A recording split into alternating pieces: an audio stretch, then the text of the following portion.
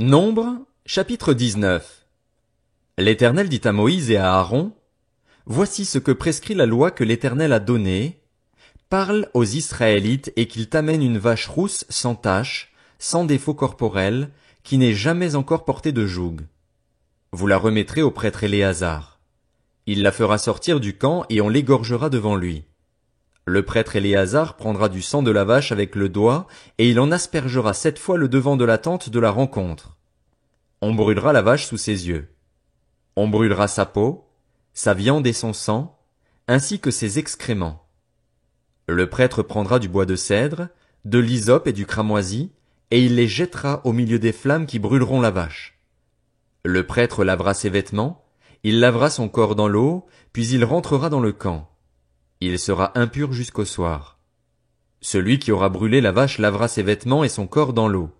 Il sera impur jusqu'au soir. Un homme pur rassemblera les cendres de la vache et les déposera à l'extérieur du camp, dans un endroit pur. On les gardera pour l'assemblée des Israélites afin de les utiliser pour faire l'eau de purification. C'est une eau expiatoire. Celui qui aura rassemblé les cendres de la vache lavera ses vêtements. Il sera impur jusqu'au soir.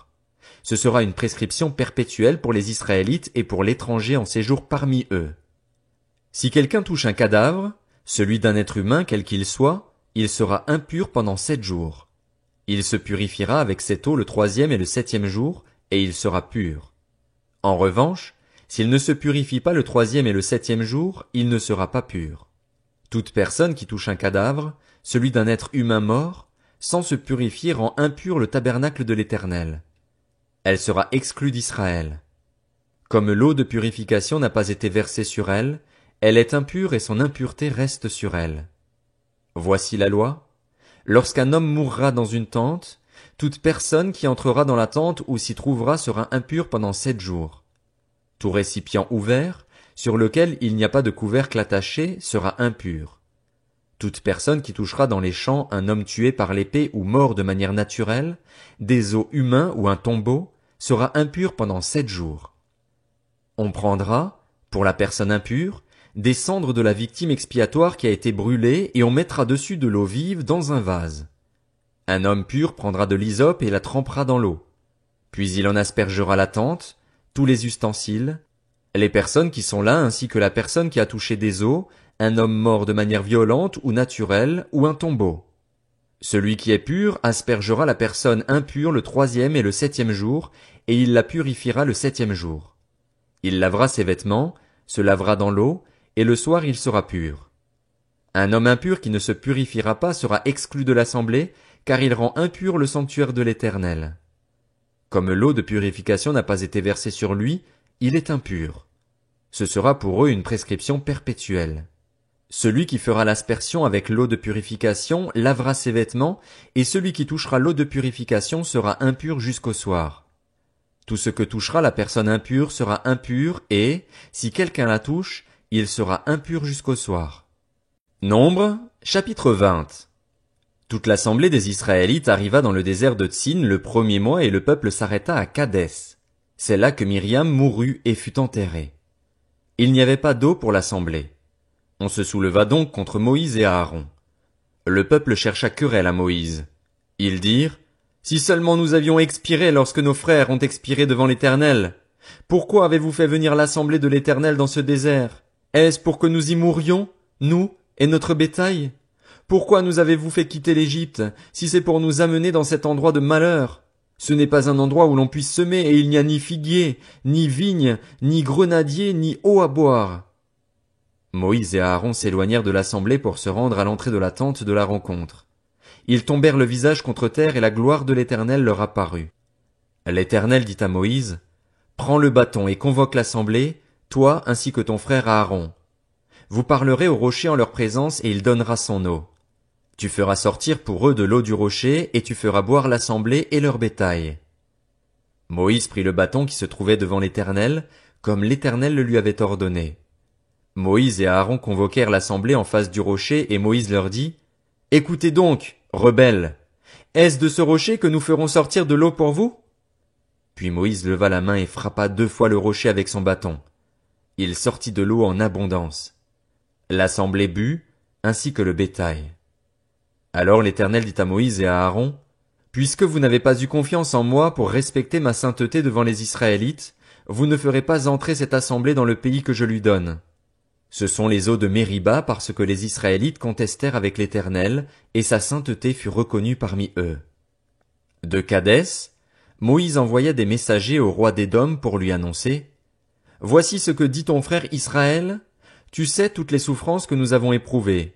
Nos ancêtres sont descendus en Égypte et nous y avons habité longtemps. Mais les Égyptiens nous ont maltraités, nos ancêtres et nous. Nous avons crié à l'Éternel et il nous a entendus. Il a envoyé un ange et nous a fait sortir de l'Égypte. Nous nous trouvons à Kadès, ville située à l'extrémité de ton territoire.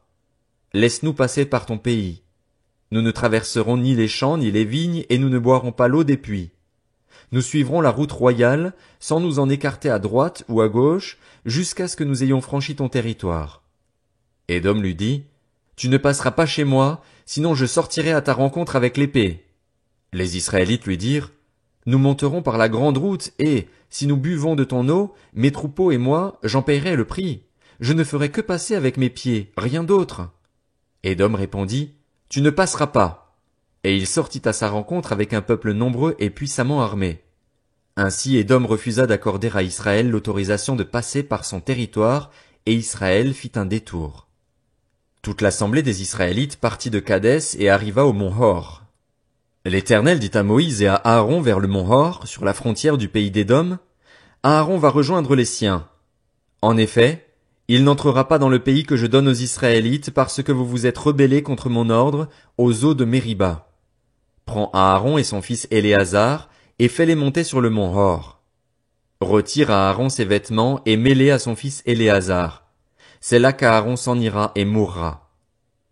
Moïse fit ce que l'Éternel avait ordonné. Ils montèrent sur le mont Hor sous les yeux de toute l'assemblée.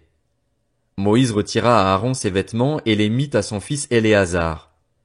Aaron mourut là, au sommet de la montagne, puis Moïse et Éléazar descendirent de la montagne. Toute l'assemblée vit qu'Aaron avait expiré, et toute la communauté d'Israël pleura Aaron pendant 30 jours. Nombre, chapitre 21. Le roi d'Arad, un Cananéen qui habitait le sud, apprit qu'Israël venait par la route d'Atarim. Il combattit Israël et emmena des prisonniers.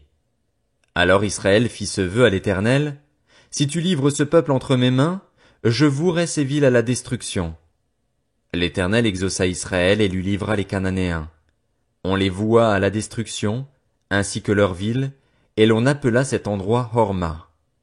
Ils partirent du mont Hor par le chemin de la mer des roseaux pour contourner le pays d'Édom. Le peuple s'impatienta en route et parla contre Dieu et contre Moïse. Pourquoi nous avez-vous fait quitter l'Égypte, si c'est pour que nous mourions dans le désert? En effet, il n'y a ni pain, ni eau, et nous sommes dégoûtés de cette misérable nourriture. Alors l'Éternel envoya des serpents venimeux contre le peuple. Ils mordirent le peuple et beaucoup d'Israélites moururent. Le peuple vint trouver Moïse et dit, nous avons péché, car nous avons parlé contre l'Éternel et contre toi. Prie l'Éternel afin qu'il éloigne ces serpents de nous. Moïse pria pour le peuple, et l'Éternel lui dit, fais-toi un serpent venimeux et place-le sur une perche. Toute personne mordue qui le regardera aura la vie sauve. Moïse fit un serpent en bronze et le plaça sur une perche. Toute personne qui avait été mordue par un serpent et regardait le serpent en bronze avait la vie sauve. Les Israélites partirent et campèrent à Oboth. Ils partirent d'Oboth et campèrent à Idjéabarim, dans le désert qui se trouve vis-à-vis de Moab, du côté du soleil levant. Partis de là, ils campèrent dans la vallée de Zéred. Partis de là, ils campèrent de l'autre côté de l'Arnon, rivière qui coule dans le désert en sortant du territoire des Amoréens.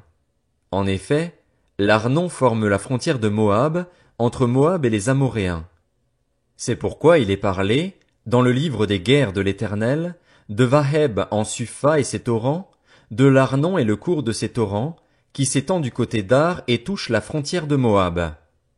De là ils allèrent à Bir. C'est à ce puits que l'Éternel dit à Moïse, rassemble le peuple, que je leur donne de l'eau. Alors Israël chanta ce cantique, monte, puis, chantez en son honneur, puis que des princes ont creusé, que les grands du peuple ont creusé avec le sceptre, avec leurs bâtons. Du désert ils allèrent à Matana, de Matana à Nahaliel, de Nahaliel à Bamoth, de Bamoth à la vallée qui se trouve dans le territoire de Moab, vers le sommet du Pisga, d'où l'on domine le désert. Israël envoya des messagers à Sion, le roi des Amoréens, pour lui dire: Laisse-moi passer par ton pays. Nous n'entrerons ni dans les champs ni dans les vignes, et nous ne boirons pas l'eau des puits. Nous suivrons la route royale jusqu'à ce que nous ayons franchi ton territoire. Sion n'accorda pas à Israël l'autorisation de passer sur son territoire. Il rassembla tout son peuple et sortit à la rencontre d'Israël dans le désert. Il vint combattre Israël à Jahatz. Israël le frappa du tranchant de l'épée et s'empara de son pays depuis la rivière de l'Arnon jusqu'au torrent de Jabbok, jusqu'à la frontière avec les Ammonites. En effet, la frontière des Ammonites était fortifiée. Israël prit toutes les villes et s'établit dans toutes les villes des Amoréens, à Hesbon et dans toutes les villes qui en dépendaient. Hesbon était la capitale de Sion, le roi des Amoréens. Il avait fait la guerre au précédent roi de Moab et s'était emparé de tout son pays jusqu'à l'Arnon. C'est pourquoi les poètes disent: Venez à Hesbon, que la ville de Sion soit reconstruite et fortifiée. Oui, un feu est sorti de Hesbon, une flamme est sortie de la ville de Sion. Elle a dévoré Ar Moab, les habitants des hauteurs de l'Arnon. Malheur à toi, Moab, tu es perdu, peuple de Kémosh. Il a fait de ses fils des fuyards et il a livré ses filles comme prisonnières à Sion, le roi des Amoréens. Nous avons lancé nos flèches contre eux. De Hesbon à Dibon, tout est détruit. Nous avons étendu nos dévastations jusqu'à Nophar, jusqu'à Médeba. Israël s'établit dans le pays des Amoréens. Moïse fit faire une reconnaissance à Jaézer, et ils prirent les villes qui en dépendaient et chassèrent les Amoréens qui s'y trouvaient. Ils changèrent ensuite de direction et montèrent par la route du Basan. Og, le roi du Basan, sortit à leur rencontre avec tout son peuple pour les combattre à Édréi. L'Éternel dit à Moïse: N'aie pas peur de lui, car je le livre entre tes mains ainsi que tout son peuple et son pays. Tu le traiteras comme tu as traité Sion, le roi des Amoréens qui habitait à Hesbon. Ils le battirent, lui, ses fils et tout son peuple, sans laisser un seul survivant, et ils s'emparèrent de son pays.